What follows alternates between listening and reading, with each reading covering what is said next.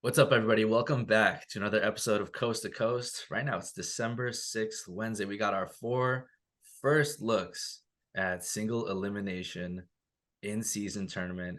And man, that was absolute fun. We're here to break it down. We're going to take a look at some of the strategies we saw these teams use and what we really think is going to be a playoff preview. We have the Celtics and Pacers, Kings and Pelicans, Bucks and Knicks, Lakers and Suns, some big hitters, and we're going to talk about it here. And once again, we always want to thank you guys. Thank you for tuning in, coming in to check on what we got to say about these games. We're always happy to be discussing them with you, learning alongside you. And before we get all into it, please remember, subscribe to Coast wherever you listen to your podcasts. Throw us a 5-star rating. Let us know what you think. Let us know why we're wrong, why we're right. We like to hear that from time to time.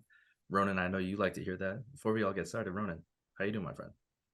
I'm doing good. I'm doing good. Obviously, Adam Silver, big tick on his resume there. Yes, The sir. in season tournament has really shown up, and those quarterfinal games were outside of maybe the Knicks and Bucks. That was a bit rough for me, but outside of that, there was a lot of really exciting games and really cool to see the intensity that all the players are playing with in these knockout games.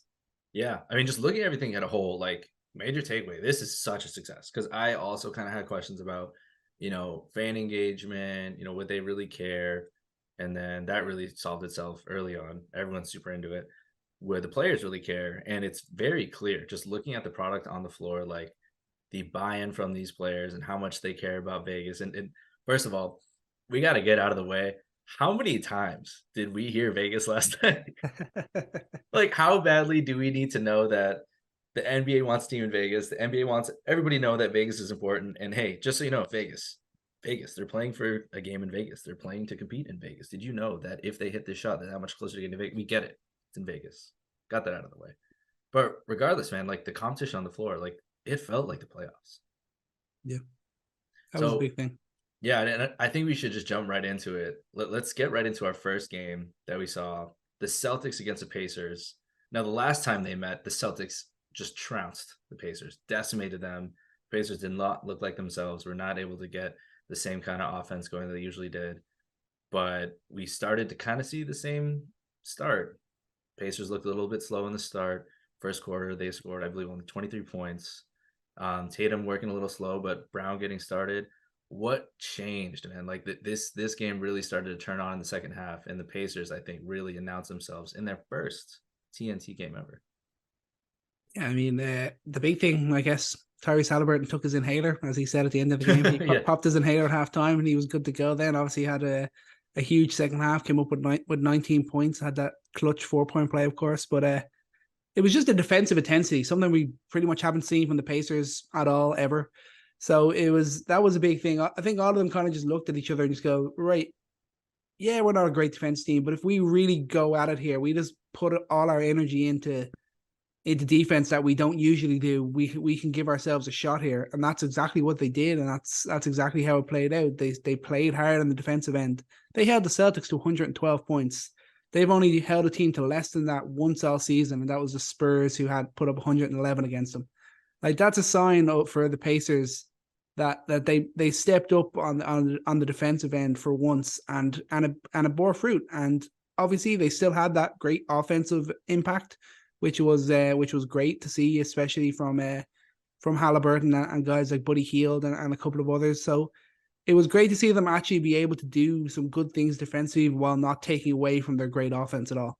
yeah. They 37 points in both the third and fourth quarter, still running up and down the court, still really just getting into quick offense.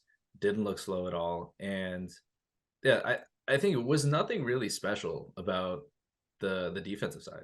No. Usually I hate when we get into like talking about a game and it's just like, well, they tried harder. Well, like I think the Pacers really just focused in um on ball pressure, help defense. Like they really helped and recovered well. And that's not something that we always saw. The rotations were just they just looked a lot better. So I mean that just begs a question like, can they just play average defense? Because they played essentially average defense last night, like in a good way for them at the rate that they score. If they can get a few stops here and there, then they're golden. Like this looked like a team that can stay toe to toe with what is the best team in basketball.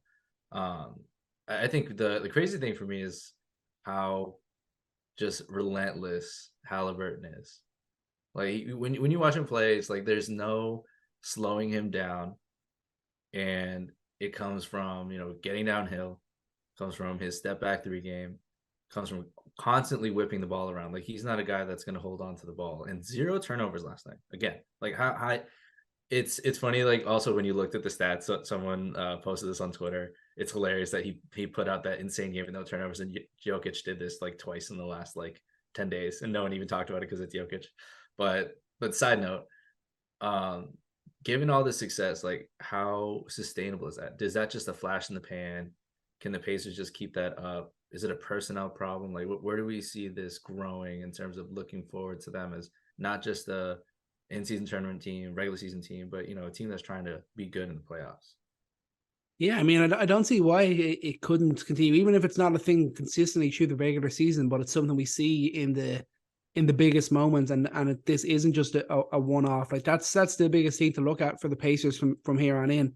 Yeah, there's going to be games where all they need is their offense, but in the bigger games against the better teams like the Celtics, if you are not going to play defense, your offense is just not going to have enough to get you the win, no matter how good it is. The Celtics are too good of a team on both ends of the court. So when they're playing the likes of the Bucks, well, obviously they're playing them now in the semifinals. They just need to do similar sort of things. Yeah, it's going to be tough for them to stop Giannis or Dame, but look at the Bucks defense as well. It's going to be really tough for them to stop the Indiana Pacers. So if they can just perform to that same sort of level, I don't see why they couldn't be in the final for representing the East. Yeah, I will say the defensive effort is there, but thinking about the boards, that is what concerns me the most. Yeah, yeah. Because I loved seeing them really, really getting out and contesting shots and really like creating havoc on the perimeter. But when it comes to the interior, I think the reason they had the upper hand here against Celtics, so they didn't have Porzingis. I mean, and we'll get into that in a second, but like they just did not have the pressure defensively inside, and they did not have anyone to really box out effectively. Like they it could have been a lot worse on the boards. They only gave up 13 offensive rebounds, but then you start thinking forward a little bit to Bucks. Maybe we'll give a little prediction here, but that's something that does concern me. They're 19th right now and giving up offensive rebounds, 25th in offensive rebound percentage given up to opponents. And it can't just all be Turner. Like the guards really got to get in there. I mean, Buddy Hield's not a big rebounder. Bruce Brown is a guy that helps him out there. But Mathurin, though, that's a guy that you need to see a little bit more activity from.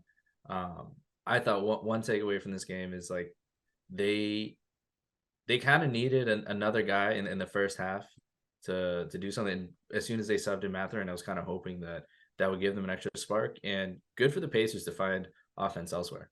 But Mathurin is kind of a big negative in this game for me. Your boy.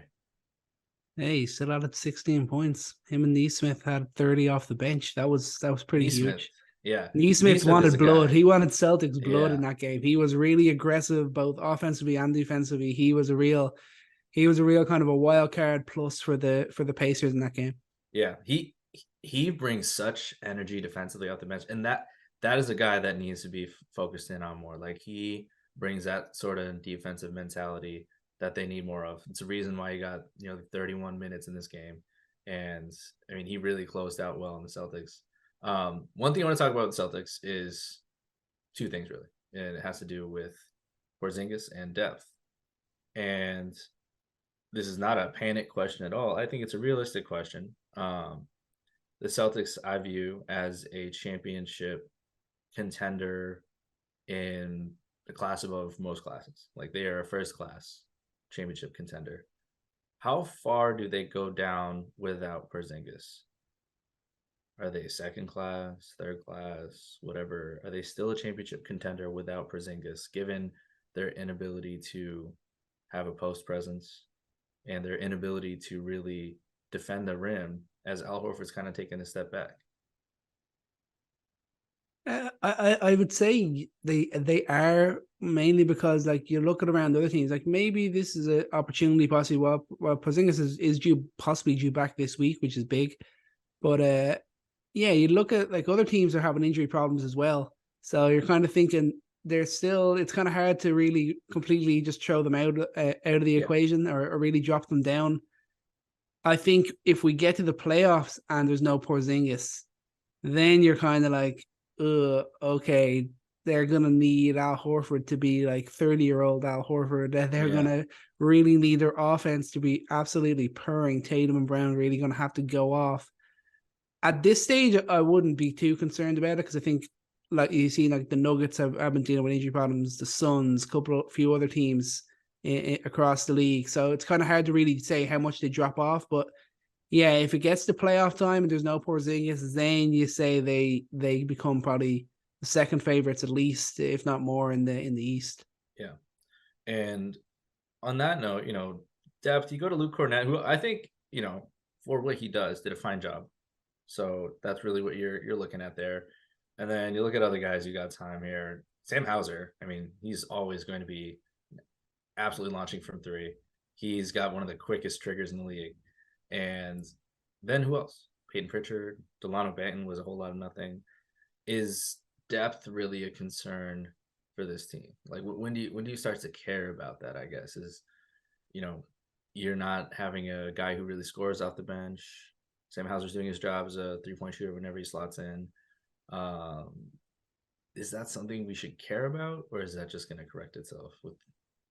Yeah, it's tough to make the call on that. I think if it really was starting to become more of a problem, you could even make a move and possibly have Derek White be leading the bench unit or coming off the Yeah, bench. I think that's an option that they have in the bank that they could go to.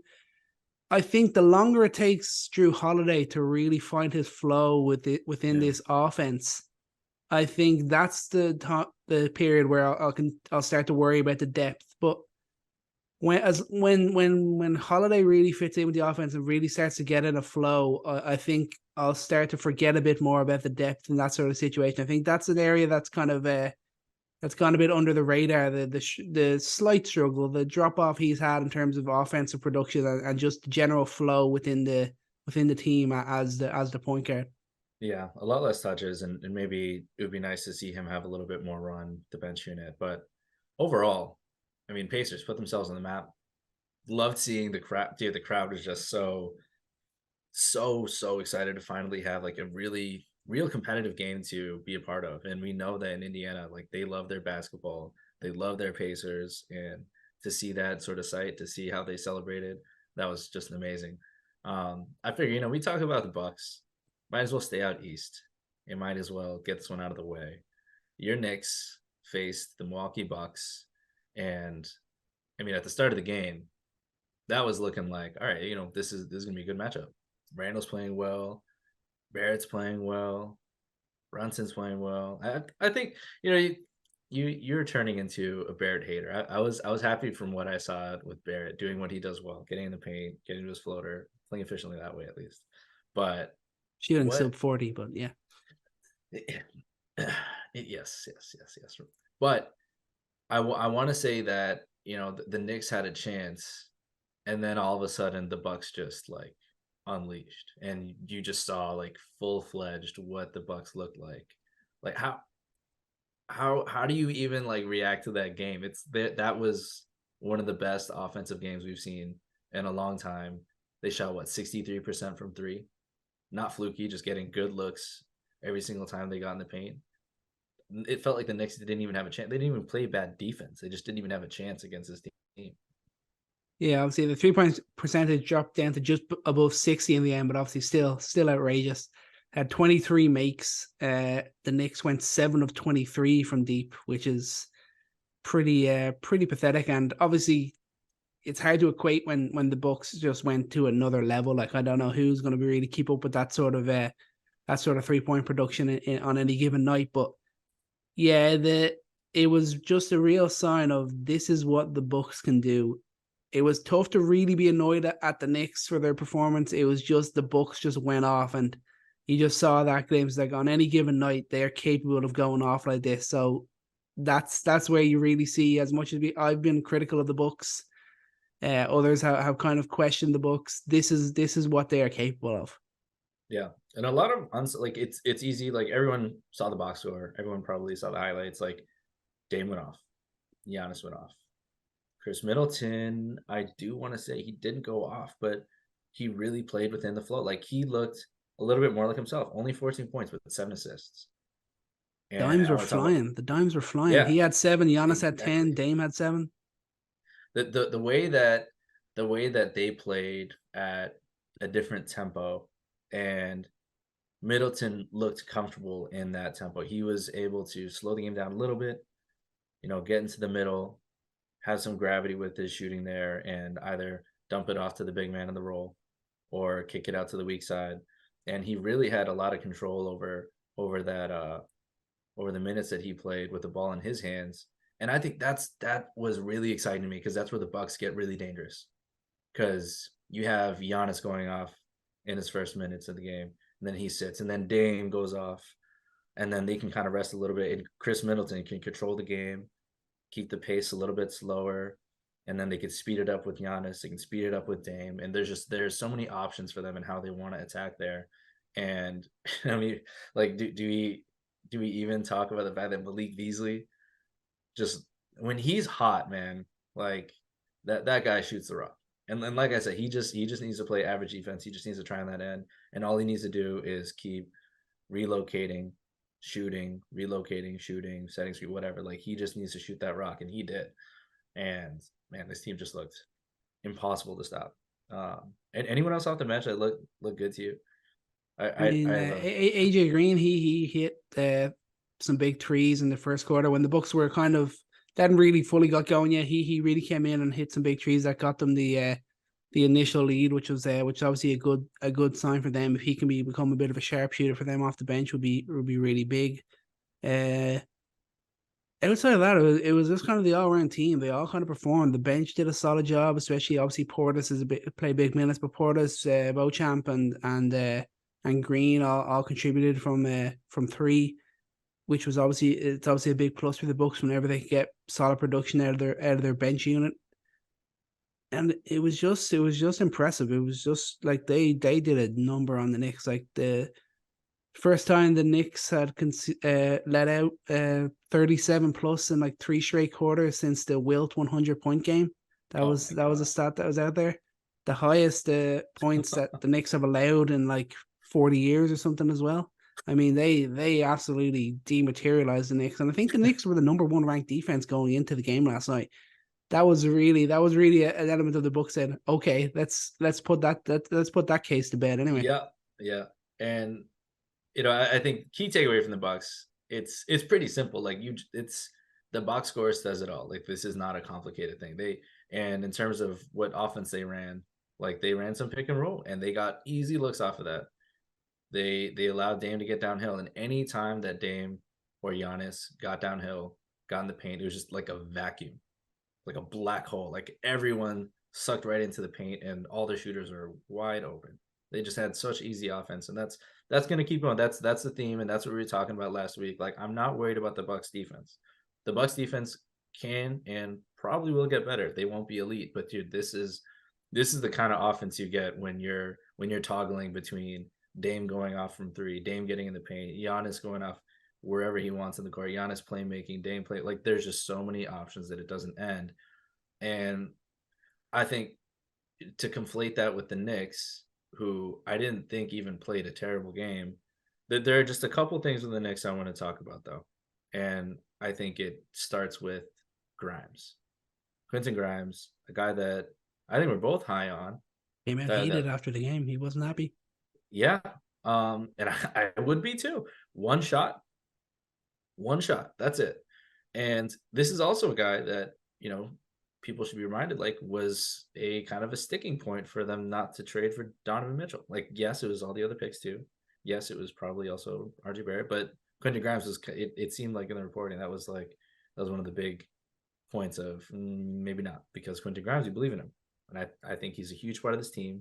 This is not to say that, a big thing on him. I think it's on the rest of the team to get him involved. How is he not getting enough shots? Is it on him? Should he be more active on the perimeter? Is it on the guys who have the ball all the time? RJ?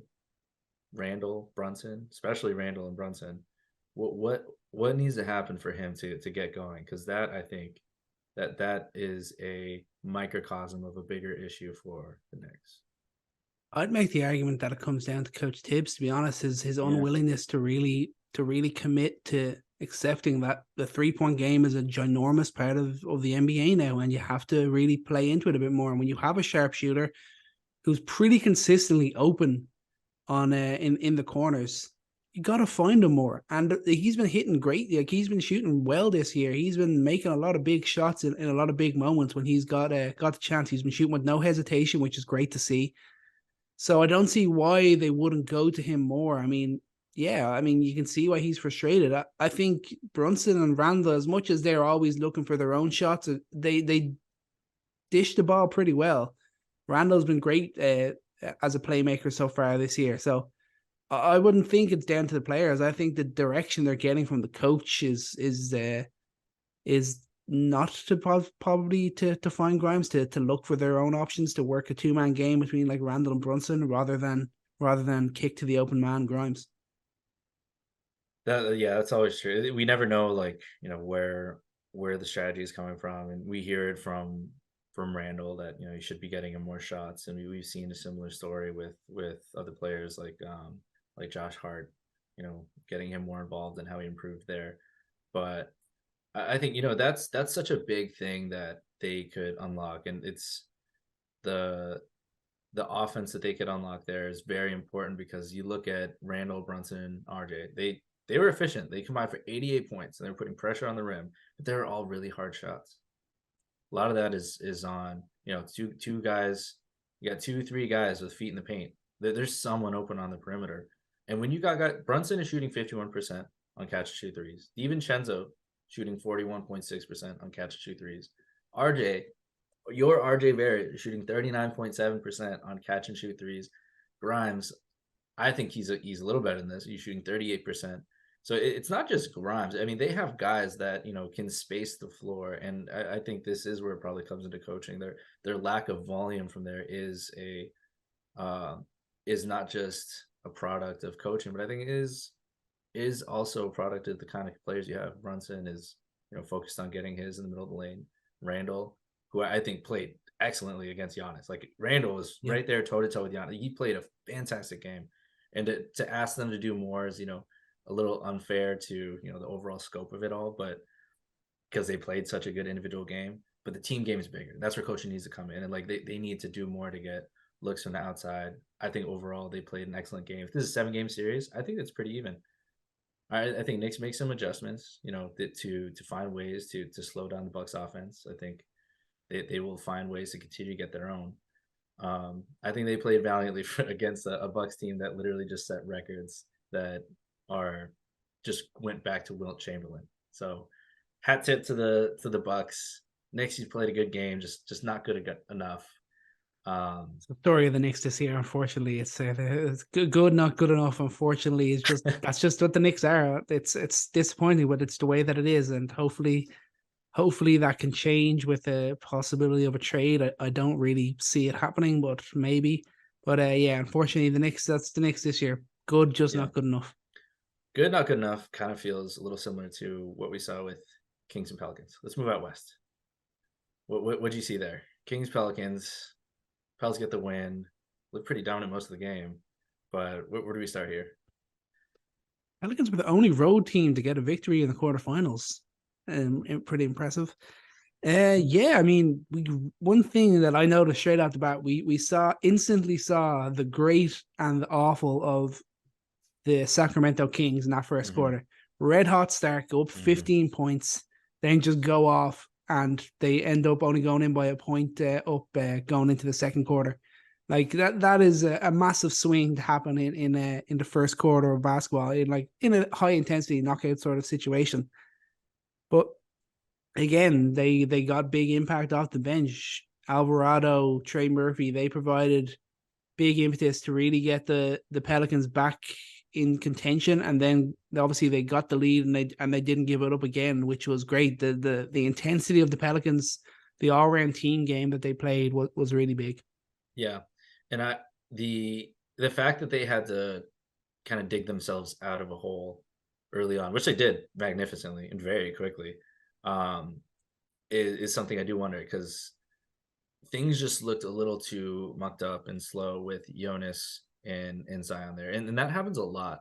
But when you face a really good offensive team like the Kings, like you're not going to really be able to have Zion chasing guys down, especially shooters like Keegan Murray and playing in the drop with Jonas Valanciunas. There's just so many ways to attack a defense with Zion and Jonas in the front court. And once they switched it up and they went small, Zion at the 5, and they got worked Trey in there, they worked Alvarado in there, Marshall, Herb Jones, and had CJ running that unit. They really started to get the intensity up. And I mean, it's just an intensity defensively that they had at times early last year and the year before. And this is something that, once they're fully healthy, like I think that's their identity. That's their identity. And the second part to their identity is Brandon Ingram. And dude, I need to talk about a couple stats here. Like this dude, I think has done something I didn't realize, which is become like a really true half court pure scorer. Like, and he's been that, but on like an elite level, like a borderline Kevin Durant, MVP candidate, DeMar DeRozan type of guy. Dude, this guy is in the 91st percentile in shot making inside the arc. He's shooting over 50% with on defense with guys right in his grill. He's shooting better. He's shooting 56.4% with defenders all over him from 2. I mean, this guy is really, I think, the best player in the Pels. It's not Zion, it's Brandon Ingram. And I think Brandon Ingram's kind of making it clear here the pecking order. Like Zion is the guy who's going to be in all the news. He's going to be the guy that gets all the hype, and he's going to make plays on the offensive end. But when it comes down to if they need a bucket, if they need to like really get their offense going, like he kept them going throughout this game because the Kings continue to put pressure on. They really forced it into like a one-on-one scenario. There weren't a lot of huge advantages, and Ingram took advantage of that. Yeah, absolutely. I think this might be the first time I've watched a full Pelicans game this season, and I was really impressed with Brandon Ingram. He looked absolutely unbelievable. 30 points, six assists as well. He shot 50% from the field, 50% on threes. Like he was just mesmeric. He was the difference maker, and it was impressive to see it. Like watching that game, really like Zion often still looks like a bit of a fucking lump when he's out on the court. Like he's just so thick, and he still looks like he's not completely Are we completely still in body shape. shaming Zion? Yeah, Come on, man. he looks like he's still not completely in shape. But Ingram, you're right. Ingram looks like the lead guy. He's like, I know this is my team. Whether other people know it, who cares? I'm gonna go out and do my thing. And he did that last night. And he's really looked great when he's been on the court this year. And if that continues, then the Pelicans really do become a problem. Yeah, the thing that we'll see in the playoffs, and I think that the great thing about these games is it's a playoff preview. This is single elimination games. These guys are playing really to the very end, and the shots he was making, like when the Kings really pressed on the defensive end, and they forced him to make tough. He just made them. They weren't tough shots for him. He was making.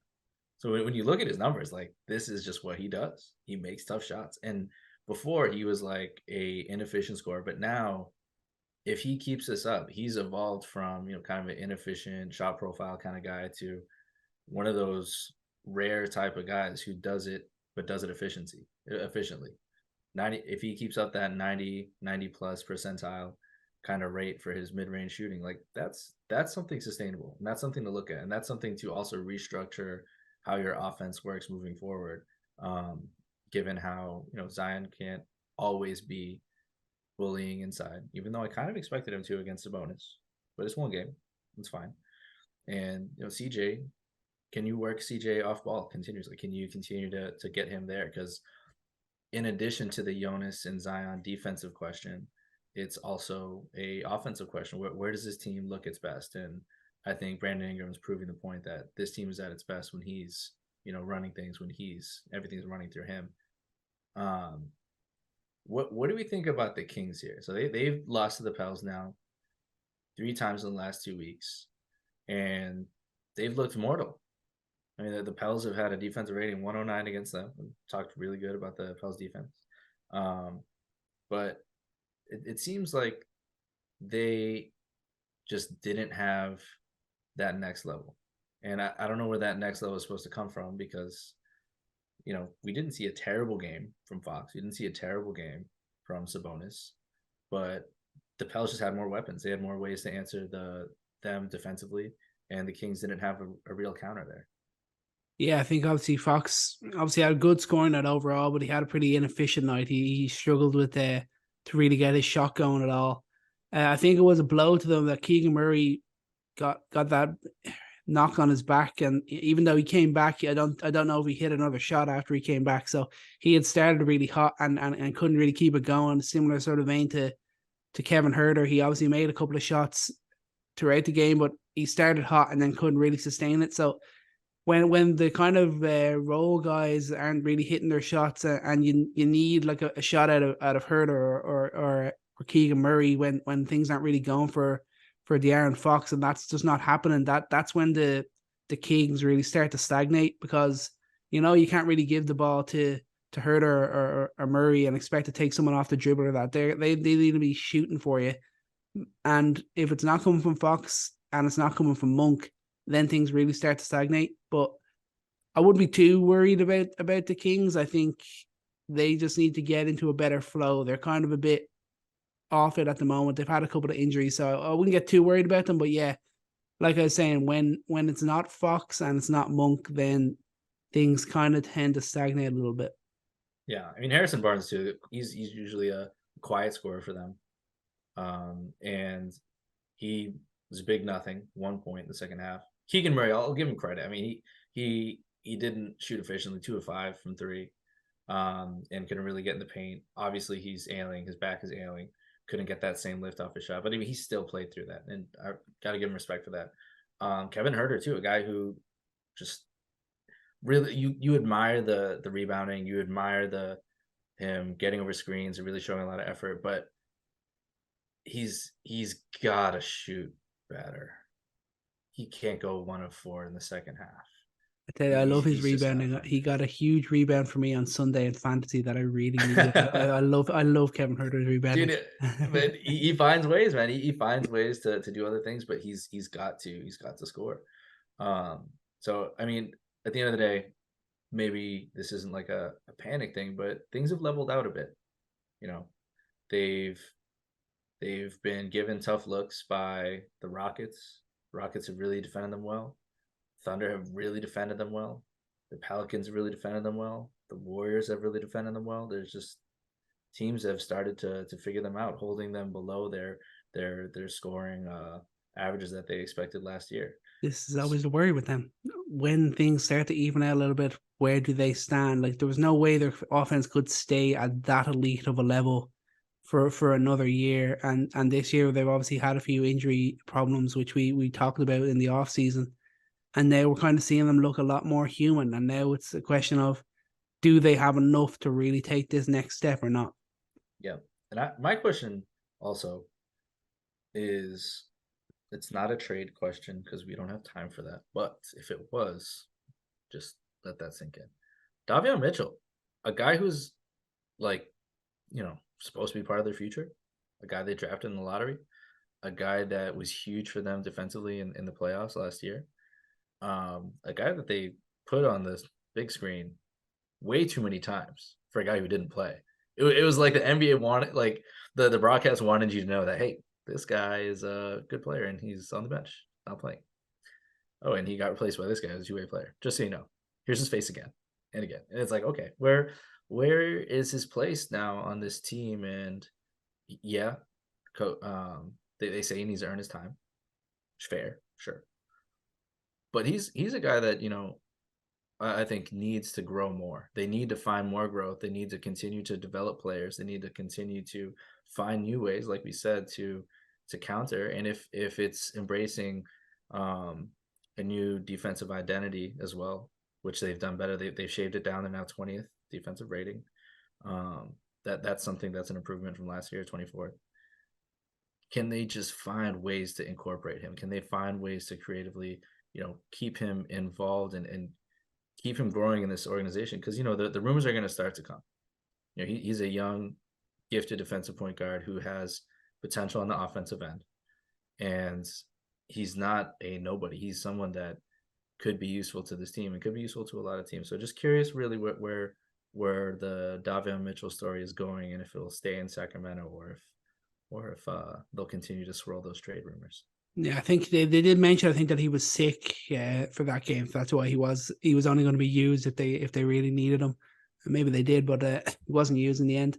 I think he should at least be having kind of the same sort of impact we see from Grand Theft Alvarado on the Pelicans. That should be a similar sort of role that we see from at least from Davion Mitchell in Sacramento. But yeah, that's definitely one I think to keep an eye on. But close it out, just Pels. Brandon Ingram looked unbelievable. Going to be really exciting to see them go up against the Lakers in the semifinals. Yeah, and in they Las have Vegas. Dude, I mean, they have it all. I just have to end on that. Just opining on the fact that they have their go-to scorer. They have a secondary star, and they have a tertiary star. They have CJ McCollum. They have the size in the paint, and they have the longest list of competent wings on the perimeter. One of them being a top 5 defender, another one being a great scorer, and they have that pesky guy. They have Jose Alvarado. They have that guy who can really get in your grill. And then that doesn't even end there. They have another one. They have Dyson Daniels, who's also kind of on that wing list. Like, they have just so much depth, and it's starting to come together. And we were excited about it at the beginning of the year. Didn't pan out. Starting to come together now that they're healthy. And dude, watch out. The Pelicans, if this is, I'm really curious what I was thinking about with the big picture with the in-season tournament is how does this change the dynamics of the season? Because it's not all about headlines, but it is about momentum, and momentum carries not just in games, but throughout the season. So teams can take headlines and take overall trends as, ways to continue building. And if a team wins a in-season tournament, where does that take them? Does that kind of like energize the team? Does that bring them forward? Is that something that teams like use to continue building? And the Pels are definitely one of those teams that, given a model for success and given how much talent that they have, like how much could this propel them? And I'm just really pumped to see that. Let's end here on our Lakers and Suns matchup last night. Such a close game. Do we just get it out of the way talking about that last call? That unfortunately is kind of a stain on what was overall the tremendously fun game to watch. Yes, this is probably my bias coming out. Obviously, it is, but there Oh is a no. slight Oh my view you God. can get where the I knew call you were going to is be defensive. understandable, I should have known. but for the most part, it's not as clear cut as it should have been, and it should have been what probably should have been a jump ball or whatever way they play it out from there. But yeah, obviously Lakers got lucky. Being LeBron James really helped in that situation, no doubt. It's funny too because like I actually clicked on like a few of those posts just showing the replay to be like, I wonder who could even possibly defend this as being a maybe okay call. And of course it would be someone like you. LeBron stands everywhere, finding that one millisecond angle of the ball slightly touching Austin Reeves' leg. No, dude, there's no possession. Let's get that out of the way. 0 possession. That was a bad call. I don't think that it necessarily would have tied the game. Maybe. Who knows? But at the end of the day, not the right call. But all that aside, 99% of the game, fantastic matchup. We saw a lot here. First thing. Suns, God, they are bad in the paint. And the Lakers knew it. And the Lakers just win at Eubanks, win at Nurk all game long. And you look at it, they're 24th in opponents' points in the paint. This is how funny stats are, though. When you're looking at that, somehow the Suns are leading the league in blocks per game. I don't understand. That doesn't make sense to me. Like that I'm just gonna leave that there. You can edit that out if you want. I don't get it. It's there. But at the end of the day, the Suns were just bad interior. They could not stop AD. They could not stop LeBron getting the rim. They could not stop anything there. And that was the story of the first half, where the Suns just honestly just looked overmatched and outsized. And then you look at the second half. Lakers now have to deal with a packed paint. Suns are playing gap on everybody, not named Austin Reeves. And things kind of change there. And you notice, wow, okay, Lakers don't have enough shooters. Gabe Vincent's hurt, but sure, they don't have enough shooters. And this is an Austin Reeves game. Like at the end of the day, he didn't have the highest amount of points, but Austin Reeves saved the Lakers in season tournament with 13 points in the third quarter. The Lakers only had 8 points on 17 shots outside of Reeves 13 in the third quarter. And without that, I mean, we'd be talking today about how the Lakers don't have shooting, D'Lo's not doing anything. AD, where was he? Like, yes, the paint was packed. Yes, it was against him there. But where, what did you see from how the Lakers responded to the Suns increasing the pressure in the paint and just disrespecting Lakers shooters? And I don't even know if you can call them shooters sometimes. But what do you see there? I mean, the Lakers do what they do pretty regularly. They rely on their clutch play. They rely on their big time guys. That's why they paid Austin Reeves the money. He is capable of this. He had a really tough start to the year. He's really started to come into his own coming off the bench. And when he gets hot, when he's really feeling it, he is like he can play to a level where he's like an all-star sort of level. I'm not saying he is one, but he can on Yeah, any given point night chicken. he can play at that level. And that's what they turned to, because AD did his usual thing, absolutely dominated the first half, and then decided, I don't fancy it here in the second half.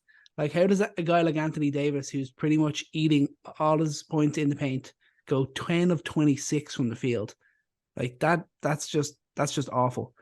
But yeah, LeBron and Reeves kept it going. They hit some big shots. LeBron had that big three before a timeout in the fourth. Then obviously Reeves had that huge 3-point dagger that put them up five with just 15 seconds to go. Then I mean, it's what the Lakers often have to do because they go so ice cold from with their shot. They shot 37% in this game, and they still managed to come out with a win because they do have those individuals that can save them, and that's what they rely on often.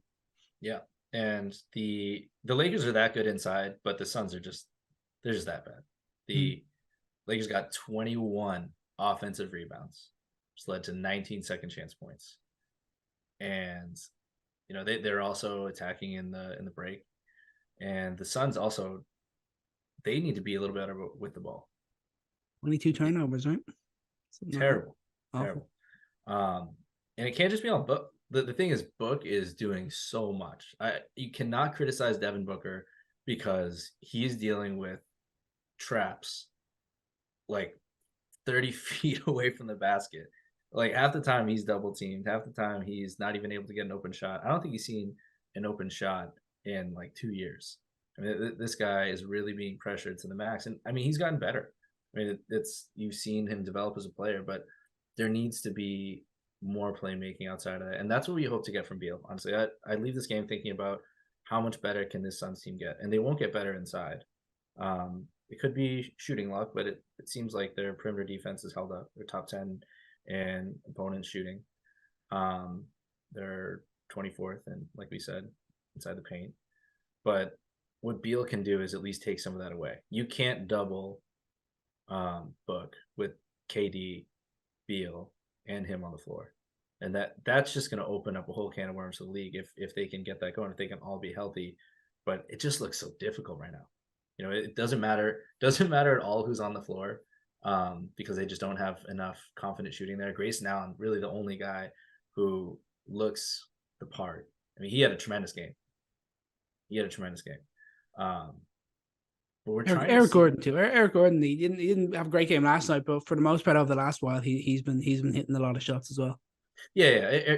I mean, from the rest of the rotation though, like they need someone else to step up, and we haven't really seen it. I'm bummed to see that Yuta Watanabe is not really worked Mm-hmm. into his rotation to that point. I thought he was going to be such a perfect catch and shoot, 3-and-D, slot right in type of guy, but like Kata baits the up when he's getting run. He's not a shooter. Kogi is not a shooter. Nasir Little, I hope he can become. If Nasir Little is the guy, it for me it was either him or Yuta. Um, but someone needs to find their range and really help them out because it can't just be Book facing doubles every single game. And Katie's just gonna Katie. Like KD had one of his best games I've seen in a while. That was a fun game to see him competing against the Lakers, him against LeBron. I was still a bit annoyed that he didn't take over as much as maybe he should have in the clutch in the last couple of minutes. I feel like he didn't really put up as many shots. The ball wasn't really with him as much as it should have been. But yeah, no, obviously still a great game. I think he went like 14-19 or something like that, or like 12-17 or somewhere around that marker. Like he hit some huge shots. He was going off from three outside of the air ball with the last shot, but we won't get into that. It's difficult to judge the Suns really because they're not at full tilt.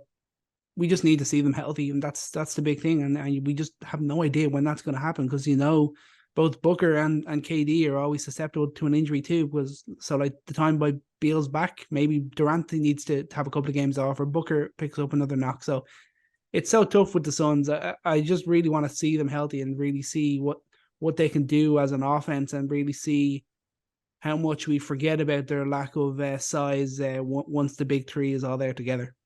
Yeah. Nurk's just exposed. Eubanks exposed. Shooters exposed. But Lakers also exposed a little bit. So let's get into a prediction here. Pelicans, Lakers. Who's winning that matchup? I'm kind of tempted to say the Pelicans. I feel like they could really ruffle the feathers of the Lakers, and if the Lakers want to do what they usually do and take the first half off against the Pelicans, they probably won't be able to get back into it. But at the same time, if it's in a game where they're within like 10 points and we're going into the fourth quarter, you believe that the Lakers have the players capable of stepping up and getting the dub. Yeah, I'm curious of that because what we will see is very similar to this. They're going to use the same formula. They're going to go at Jonas. They're going to go at Zion.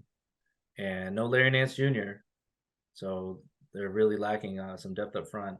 So how much will the wing defense of the Pelicans help here? We'll really get to see the full versatility of some of their wings and to see if they can really take it to the Lakers inside. Now I'm gonna stick with you though. I think the Pelicans are too good offensively right now. I think they just have too much. D'Lo's going to continue to struggle, I think, against their perimeter defense, and I don't really see how Austin Reeves is going to survive that as well. I think there's just too much defense there. Austin Reeves won't be able to save him again. In the East, the Bucks and the Pacers. Bucks aren't going to do that again. But against the Pacers, they might. But if the Pacers want to play their defense again, I don't know. Let's stick with Hallie. Come on, Halliburton. Step up again. Let's see it. The in-season tournament has been your show. You're using this to really raise your stardom in this league. Let's see it continue again. I'm going with the Pacers. We're gonna a lot of this is gonna hinge on Obi Toppin. I'm gonna throw it on Obi Toppin. Can Obi Toppin play some defense? They need someone with size. Who with size on the Pacers is gonna step up and attack. I wonder if they'll have Jalen Smith back. Actually, that could be important, just for extra bit of size, extra bit of rebounding in there. I'm not sure if he'll be back or not. I'm not sure what his situation is. This would be such a typical way for me to end a podcast talking about someone who's irrelevant right now, but unfortunately at this point, Jarris Walker is still in G League. Mm-hmm. Back in the summer, we kind of thought maybe he'd be a one of those slot in rookie performers. He's a guy that really fits in, but clearly not really ready for the NBA level. But when you see games like last night, you're like, man, Jarris Walker would be awesome right now. What he would do to help uplift the defense, because you're staring at a team like the Bucks, and I have zero answers for how they could possibly defend that team. Now, will it be the Bucks of yesterday or even the Bucks of the rest of the year, which was put out there? They win pretty much every single time Lillard has an average good game. So who's going to stop? He hits over 20. They've won every game. Is that right? I think it's something like that. Yeah. Yep. And I just don't see that happening. That's Bucks. Bucks in one. So if we're following this all the way through, I think I'm taking Bucks, taking it all. I think Bucks they're aiming for that 2 championships in 1 year, first team to ever do it. I think Bucks are taking it all. Yeah, I think, obviously we know the NBA wants LeBron to win it and really hype up this in-season tournament. Oh, the greatest of all time. When we wanted that in-season tournament, that sort of buzz. That's certainly how they're going to play it. I still won't rule the Lakers out, even though I'm predicting the Pelicans. But yeah, I think if we got a Pelicans-Bucks matchup in the final, the Bucks are going to win it. But I'm still going with the Pacers. I think the Pacers are capable of doing a job. I think this is this is their playground, this in-season tournament, and they have another big night in them on Thursday. I love it. All right, well, we're going to be seeing the Pacers upgrade their defense yet again, hopefully, and more in-season tournament basketball to come, more coverage to come here from Coast to Coast. But I think that's going to about do it for us. Ronan, take it away. Thank you all so much for listening. My thanks to Chris for joining me. Remember, you like what you're hearing, we are everywhere across social media at Coast to Coast NBA. And most importantly, remember to take every shot and love every moment. Peace out.